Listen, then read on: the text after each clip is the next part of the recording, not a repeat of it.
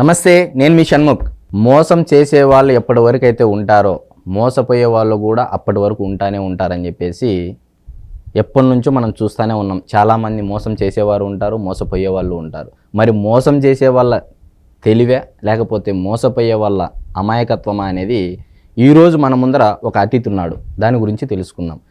ఈ అతిథి యొక్క విశిష్టత అసలు ఏంటి, ఏ విధంగా మోసపోయాడు, ఇంత చిన్న వయసులోని ఏ విధంగా ఖండాంతరాలు దాటి ఎలా వెళ్ళాడనేది మనం తెలుసుకునే ప్రయత్నం చేద్దాము.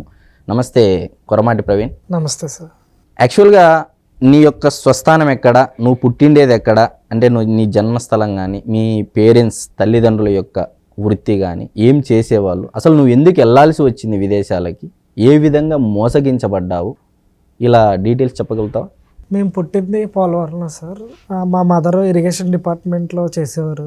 2020లో కోవిడ్లో మా మదర్ చనిపోయారు. మా ఫాదర్ చిన్నప్పుడే చనిపోయారు. సో 2021లో నేను ఇక్కడ ట్రై చేసిన ఏ జాబులు లేక, ఆపర్చునిటీస్ లేక. అంటే నువ్వు ఎంతవరకు చదివావు? నేను బీటెక్ డిస్కంటిన్యూడ్. ఫ్యామిలీ సపోర్ట్ లేక ఇంకా మా ఫ్యామిలీ నేనే చూసుకోవాల్సి వచ్చి. మీరు ఎంతమంది మీ కుటుంబంలో? నేను మా చెల్లి మాత్రమే. ఓకే. మీ తల్లిదండ్రి ఇద్దరు చనిపోయారు, స్వర్గస్థులైన. స్వర్గస్థులు. ఓకే. మరి మీరు చదివిన తర్వాత మీ యొక్క కుటుంబంలో ఎవరైతే బంధువులు ఉన్నారో వాళ్ళు ఎవరు సహకరించలేదా మీకు? కొంచెం ఎంతవరకు చేయగలరో అంతవరకే. వాళ్ళు మాత్రం ఎంతవరకు చేయగలరు, వాళ్ళకి పిల్లలు ఉన్నారు, వాళ్ళకి ఏదో కొంచెం కొంచెం అంటే చేయగలరు, కానీ సపోర్ట్ చేసే అంత ఎవరు లేరు. అంటే ఇప్పుడు చేసిన వాళ్ళు కూడా ఎంతవరకు సపోర్ట్ చేశారు మీకు? ఏమన్నా కొంచెం ఫీజెస్ కానీ ఏమన్నా కొంచెం ఎంతవరకు మేము అడగాలన్నా మాకు కొంచెం ఏదోలా ఉండేది. ఒక రోజు అడగలం, 2 రోజులు. సపోర్ట్ చేసిన వాళ్ళు ఎవరు మీ బంధువులు? అంటే పెద్దమ్మ, చిన్నమ్మ? మా పెద్దబ్బ వాళ్ళు, మా బావయ్య వాళ్ళు సపోర్ట్ చేశారు. ఓకే. వాళ్ళ పేర్లు? రాజలక్ష్మి, మా బావయ్య కిషోర్, ఆయన పాస్టర్ గారు. ఓకే. మరి నువ్వు ఈ విధంగా బీటెక్ డిస్కంటిన్యూ చేసి ఒకవైపు నీ చెల్లి ఉండగా అసలు నువ్వు ఎందుకు జాబ్ రీత్యా, ఉద్యోగ రీత్యా ఎత్తుక్కుంటా ఇక్కడ కాకోకుండా విదేశాలకు వెళ్ళాల్సి వచ్చింది? విదేశాల్లో అయితే ఎక్కువ జీతాలు ఇస్తారండి. అది ఎక్కువ డబ్బులు దాచుకొని ఫ్యామిలీ సపోర్ట్ చేసుకుని చెల్లి పెళ్లి చేయాలి, చెల్లిని చదివించాలి, ఫ్యూచర్ బాగుంటుందని ఒక కళతో సర్బియా అనే దేశం వెళ్ళాను. ఏ దేశం? సర్బియా. యూరోప్లో సర్బియాలో దేశం వెళ్ళాను. ఓకే. ఏ సంవత్సరంలో వెళ్ళారు? 2021లో. 2021. ఓకే. అక్కడికి వెళ్ళి ఒక 6 months బుక్స్ మ్యానుఫ్యాక్చరింగ్లో జాబ్ చేశాను. ఓకే. బుక్స్ మ్యానుఫ్యాక్చరింగ్ కంపెనీలో చేశారు. అక్కడ చేసేటప్పుడు నాకు ఒక కేరళ అతను పరిచయం అయ్యి అతని కంపెనీలో నాకు జాబ్ ఆఫర్ చేసి దుబాయ్లో సేల్స్ మ్యాన్గా నాకు జాబ్ ఇచ్చాడు. ఓకే. అక్కడ నుంచి మళ్ళీ దుబాయ్కి. ఓకే. సో నేను మళ్ళీ దుబాయ్ వచ్చి దుబాయ్లో 13 నెలలు చేశాను అక్కడే. ఓకే. ఏడ్రియన్ అనే సోలార్ కంపెనీ, నార్వేజియన్ కంపెనీ. మా టైం బాగోలేకపోవడం వల్ల ఆ కంపెనీ వేశారు దుబాయ్లో. ఇవాళ తెలియదు, అది వేరే కంట్రీ మూవ్ అయిపోయింది. ఓకే. అక్కడ ఆపరేషన్స్ క్లోజ్ చేసి ఇంకో దేశంలో ఓపెన్ చేశారు. ఇంకో దేశంలో ఓపెన్ చేశారు, కానీ అక్కడ ఓపెన్ చేయలేదు. ఇంకా ఓపెన్ చేశాక పిలుస్తానని చెప్పారు. ఓకే. అంటే అసలు ఆ కంపెనీలో నీ బాధ్యతలు, రోల్స్ అండ్ రెస్పాన్సిబిలిటీస్ ఏంటి? నేను అక్కడ సేల్స్ మ్యాన్గా చేసేవాడు. ఇంటర్నేషనల్ సేల్స్ కాల్స్ అన్నీ నావే. ఓకే. సేల్స్ అంటే ఏ ప్రొడక్ట్స్? అంటే ఆ అమ్మే వస్తువులు సేల్స్ మ్యాన్ అంటున్నావు, ఏ ప్రొడక్ట్స్ అవి? Solar panels. సోలార్ ప్యానెల్స్ లో చాలా రకాలు ఉంటాయి, అంటే చాలా రకాలు ఉంటాయి కదా. సో జస్ట్ స్పేర్ పార్ట్స్ మాత్రమే. Spare parts. Okay. Spare parts మేము ఎక్కువ నార్త్ ఆఫ్రికా, ఈస్ట్ యూరోప్ ఎక్కువ ఎక్స్పోర్ట్ చేసేవాళ్ళం. సో క్లయింట్స్తో మాట్లాడే అవకాశం నాకు వచ్చేది. ఓకే. సో దుబాయ్లో అన్నీ ఎక్కువ ట్యాక్సీలు పెరిగిపోవడం వల్ల వాళ్ళు వేరే కంట్రీకి చీప్ లేబర్ కోసం వేరే కంట్రీకి షిఫ్ట్ చేస్తారు. ఓకే. మరి ఇప్పుడు నువ్వు మోసగించబడ్డావు. అసలు ఎందుకు మోసగించబడ్డావు అంటే ఏం చెప్తావు? ఏ విధంగా నిన్ను మోసం చేశారు అంటే ఏం చెప్తావు?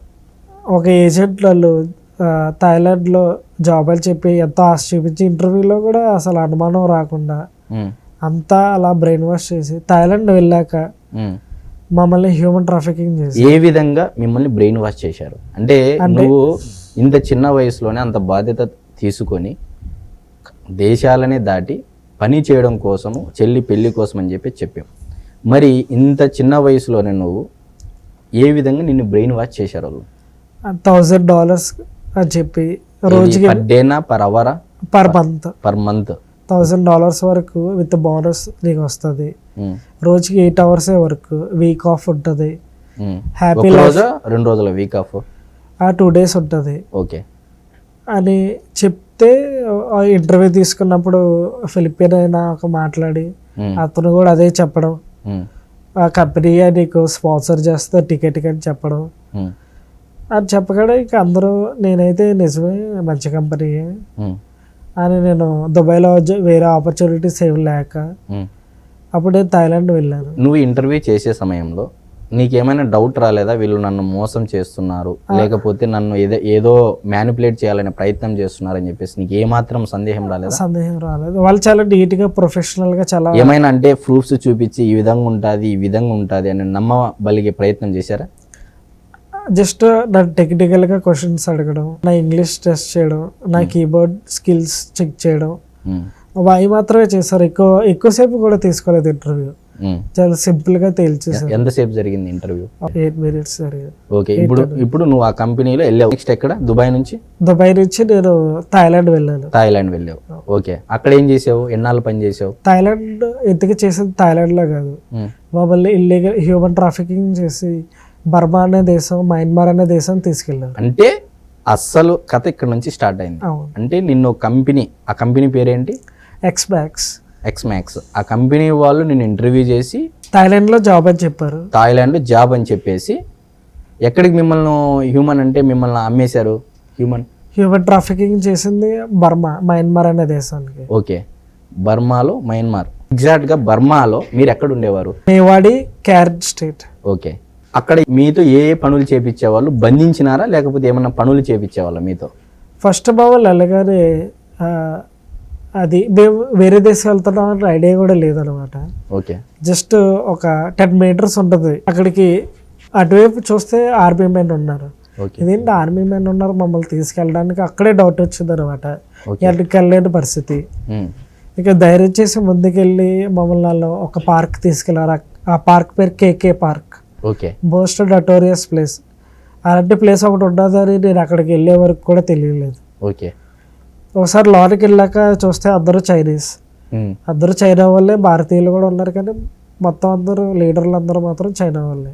ఓకే, మేము కంపెనీలోకి వెళ్ళి ఫస్ట్ 6 రోజులు మాతో అమ్మాయిలా ఎలా మాట్లాడాలి, చాట్ చేయాలి ఆన్లైన్లో. యుఎస్, కెనడా, యూకే వాళ్ళని టార్గెట్ చేసి వాళ్ళని క్రిప్టోలో ఇన్వెస్ట్ చేయించాలి. ఓకే, క్రిప్టో కరెన్సీలు ఇన్వెస్ట్ చేయించే విధంగా ఒక అమ్మాయి లాగా మీరు ఎలా చాట్ చేయాలి, ఎలా మాట్లాడాలి, చాటింగ్ మాత్రమే. ఓకే, ఎలా ట్రైనింగ్ ఇచ్చారు మీకు? ట్రైనింగ్ ఇచ్చారా దానికి? ట్రైనింగ్ ఇచ్చారు. ఒక చైనీస్ అతను వచ్చి, తనకి ఇంగ్లీష్ వచ్చు, అతను చెప్తాడు అమ్మాయి అయితే ఎలా మాట్లాడుతుంది, ఎలా రెస్పాండ్ అవుతుంది, మీరు ఎలాగే అవ్వాలని. ఓకే, మా ఎగ్జాంపుల్గా వేరే వాళ్ళతో చాట్ చేయించేవారు. ప్రతి అరగంటకు ఒకసారి వచ్చి చెక్ చేసేవారు. మేము ఎప్పుడైతే తప్పు చేస్తామో అప్పుడు మాకు పనిష్మెంట్ అనేది సివియర్గా ఉండేది. ఓకే, అంటే ఏం పనిష్మెంట్ ఇస్తారు? సివియర్గా అంటున్నావు. ఒకవేళ నువ్వు తప్పు చేస్తే ఎలాంటి శిక్ష వేసేవాళ్ళు మీకు? 300 push-ups, లేదంటే గుంజీలు తీయించడం, లేదంటే మాకు ఫుడ్ పెట్టకపోవడం. ఓకే, అంటే ఇప్పుడు ఒకవేళ మీరు అంత పని చేస్తున్నారు, చేసేది తప్పుడు పని, మరి అలాంటప్పుడు మీకు ఫుడ్ మెను బాగానే ఉండేదా లేకపోతే అది కూడా అంతంత మాత్రమే ఏదో ఒక బానిసల్లాగా ట్రీట్ చేసే విధంగా పెట్టేవాళ్ళ? చాలా దారుణంగా ఉండేది ఫుడ్ అయితే. అది అసలు నేనైతే 2-3 రోజులకు ఒకసారి తినలేదు కూడా. కానీ ఇంకా అక్కడ ఓపిక లేకసే ఇంకా సిచ్యువేషన్ ప్రకారం ఇంకా చైనా ఫుడ్ అంటే ఇంకా చాలా దారుణంగా ఉంటుంది, మనం తెలియని పరిస్థితి. ఓకే, మరి ఇప్పుడు నీకు ఇంత మొత్తంలో ఆదాయం వస్తుంది, పర్ మంత్ $1,000 అని చెప్పేసి నిన్ను మోసగించి ఒక ప్లేస్ చెప్పి ఇంకో ప్లేస్కి నిన్ను అమ్మేసేసి నీతో ఊడికని చేపించేశారు. మరి ఇలాంటి సిచ్యువేషన్ నుంచి నువ్వు ఎలా సేఫ్గా ఇండియాకు, అందులోనూ ఆంధ్రప్రదేశ్కు రాగలిగావు అంటే ఏం చెప్తావు? కారణం ఎవరంటే మా అన్న నారా లోకేష్ అన్న వాళ్ళే. నేను అనుకోలేదు అసలు, ఏం చేయలేని పరిస్థితి, రోజు ఏడవటం. అప్పుడు మా చెల్లి ఏమన్నదంటే గవర్నమెంట్ని సంప్రదించు, నాకంటూ ఎవరూ లేరు. అప్పుడు అన్నని ట్యాగ్ చేస్తూ ట్విట్టర్లో వీడియో పోస్ట్ చేసి, ఓకే, నేను ఎక్స్పెక్ట్ చేయలేదు టైం పడుతుంది ఎంత ధైర్యంగా ఉండాలనుకున్నానో లేదో, 2 రోజుల్లో అన్న రెస్పాండ్ అయ్యి నేనున్నాను, నేను జాగ్రత్తగా ఇండియా తీసుకొచ్చే బాధ్యత నాది అని అన్న మాట ఇవ్వగానే నేను చాలా ధైర్యంగా ఉన్నాను. ఓకే, నువ్వు ట్విట్టర్లో ట్వీట్ పోస్ట్ చేసి అన్నకు ట్యాగ్ లైన్ చేసి, అంటే నారా లోకేష్ అన్నకు ట్యాగ్ చేశాను అంటున్నావు, వీడియో పెట్టేసి. అవును. ఎంత సమయం తర్వాత నీకు ఆ టీం నుంచి రెస్పాన్స్ వచ్చింది? Less than 24 hours less than 24 hours లో. ఓకే, అంటే చాలా స్పీడ్గా. చాలా స్పీడ్గా, అసలు ఎక్స్పెక్ట్ చేయలేదు నేనైతే అంత స్పీడ్గా రెస్పాండ్ వస్తుందని ఆర్డర్ ఇచ్చి. ఓకే, మరి నువ్వు ఈ ఆలోచన అంటే గతంలో ఇదే నారా లోకేష్ అన్న నువ్వు ఏదైతే ఉంటున్నావో, సౌదీ నుంచి అయితేనేమి, కువైట్ నుంచి అయితేనేమి చాలామంది బాధితుల్ని 2 daysలోనే ఫాలో అప్ చేసి ఆ దేశ యొక్క రాయబారులతో కూడా మాట్లాడేసి కూడా తీసుకురావడం జరిగింది. మరి నీకు ఈ ఆలోచన ఏదైతే లోకేష్ అన్నకు ట్యాగ్ చేయాలనే ఆలోచన నీకు ఎలాగొచ్చింది? అది మా చెల్లి చెప్పింది. నేను చెల్లికి ఫోన్ చేసి నా పరిస్థితి ఎలా ఉంది చెల్లి అనగానే మా చెల్లి మన నారా లోకేష్ అన్నని కాంటాక్ట్ అవుతే నువ్వు వెంటనే ఎక్కడున్నా సరే, ప్రపంచంలో ఎక్కడున్నా సరే అన్న నేను తీసుకొచ్చి అన్న చేయగలడు అని చెప్పి మా చెల్లి చెప్పింది అనమాట. కోవిడ్లో వీడియో కూడా పెట్టింది సుమన్ టీవీలో. ఓకే, అది చూడగానే నాకు చాలా ధైర్యం వచ్చింది. ఓకే, ఎంత లేదనుకున్నా కొంచెం టైం పడుతుంది, అన్న చాలా బిజీగా ఉంటారు, అన్న చాలా చూస్తూ ఉంటారు, కానీ 24 hours అసలు రెస్పాండ్ అవుతారని నేనైతే అసలు కలలో కూడా ఊహించలేదు. ఓకే, మరైతే నీ చెల్లికి ఇలా అన్నాను కన్సల్ట్ అవ్వాలని అంటే ఎంతవరకు చదువుకుంది మీ చెల్లెలు? BTech graduate. అంటే మీ చెల్లి బాగా అంటే తెలుగువంతురాలు, టాలెంట్ ఉన్నది. ఓకే, అక్కడే తెలుస్తా ఉంది. మీ చెల్లికి కూడా ధైర్యానికి కూడా హ్యాట్స్ ఆఫ్. సమయస్ఫూర్తిగా ఎవరిని ట్యాగ్ చేయాలో ఆ విధంగా నీకు ఐడియా ఇచ్చింది. ఐడియా నీ జీవితాన్ని మార్చేసింది. ఓకే, మరి ఇక్కడైతే లోకేష్ అన్న టీం నుంచి అంటే ఇప్పుడు నువ్వు అక్కడ బర్మాలో ఆ ప్లేస్ నుంచి ఏదైతే హ్యూమన్ ట్రాఫికింగ్ నువ్వు బంధించబడ్డావో అక్కడ నుంచి ఇక్కడ వరకు ఖర్చు ఎలా భరించాయి? ₹1 కూడా పే చేయలేదట. సింగిల్ రూపీ కూడా? ₹1 కూడా. మరి ఎలా? మన ప్రభుత్వాలు ఇచ్చి నాకు మొత్తం సాయం దొరికింది. ₹1 కూడా కట్టకుండా నన్ను దగ్గరుండి స్పెషల్ కేర్తో ఆ దేశం ఆర్మీ కూడా నన్ను స్పెషల్ కేర్తో థాయిలాండ్ పంపి, థాయిలాండ్ నుంచి ఏమో ఒక ఆర్గనైజేషన్ టీమ్ హెల్ప్ వల్ల వాళ్ళు నాకు ఎయిర్ టికెట్ హైదరాబాద్ వచ్చే వరకు ₹1 కూడా ఖర్చులేదు. ఓకే, సేఫ్గా ఇక్కడికి వచ్చావు? సేఫ్గా వచ్చేసారు, ఏ సింగిల్ రూపీ లేకోకుండా. సింగిల్ రూపీ లేక. మరి ఇంత చేసిన అంటే ఇంత వేగంగా స్పందించారు, 24 hours నీకు రెస్పాండ్ అయ్యారు. దాని తర్వాత ఎన్ని రోజుల లోపల నువ్వు ఇండియాకి వచ్చావు? వారం రోజుల లోపలే వచ్చేసాను. వారం రోజుల లోపలే. ఓకే, మరి నువ్వు ఇంత చేసినటువంటి గవర్నమెంట్ నుంచి నీకు ఇంత సపోర్ట్ వచ్చింది, జస్ట్ ట్వీట్ చేసినందుకే టీం రెస్పాండ్ అయ్యి ఇంత వేగంగా స్పందించింది, అంతా బాగానే ఉంది. మరి నువ్వు ఎలాంటి కృతజ్ఞతలు తెలియజేసావు? అసలు అన్న లేకపోతే ఈరోజు నేను బతుకుంటానని అసలు అనుకోలేదు. ఓకే, అసలు అన్నకి చాలా థ్యాంక్ యూ. ఎందుకంటే నారా లోకేష్ అన్న వల్లే ఈరోజు నేను మన దేశంలో అడుగు పెట్టానంటే ఇంకా అన్న వల్లే. సిచ్యువేషన్ మన స్టేట్లో బాగోపోయినా అన్న ఇంత ఫాస్ట్గా రెస్పాండ్ అయ్యి అసలు నన్ను ఎంత స్పీడ్గా వస్తారో నేనైతే ఎక్స్పెక్ట్ చేయలేదు. మరి నువ్వు ఒకవేళ లోకేష్ అన్నను కలిసే అవకాశం వస్తే ఖచ్చితంగా కల ఏమని చెప్తావు అన్నతో? ఏం చెప్పాలో మాటలు లేవు. అన్న ఇంకా అసలు నా కుటుంబానికి ఇంత పెద్ద సహాయం చేస్తావని నేను అనుకోలేదన్న. మాటలు లేవు అంటే మాటలు లేవు, జస్ట్ ఇంకా అన్నని చూస్తానే అర్థమైపోతుంది. మరి నిజంగా నువ్వు ఇంత సేఫ్గా నిన్ను ఫాలో అప్ చేసి బర్మా నుంచి అప్ టు హైదరాబాద్ వరకు సింగిల్ రూపీ ఖర్చు లేకోకుండా చేసినందుకు మా ఛానల్ తరపున కూడా మీ యొక్క చెల్లి చేసినటువంటి సమయస్ఫూర్తికి, నీ ధైర్యానికి లోకేష్ అన్న టీంకి కూడా చాలా అభినందనలు తెలుపుకుంటూ, మరి నువ్వు భవిష్యత్తులో కూడా నీలాంటి బాధితులకి చెప్పాలి అంటే ఏ విధంగా నువ్వు సలహా ఇస్తావు? నీలాంటి బాధితులు చాలామంది ఉంటారు కదా వివిధ దేశాల్లో, మరి వాళ్ళకి ఏమని చెప్తావు?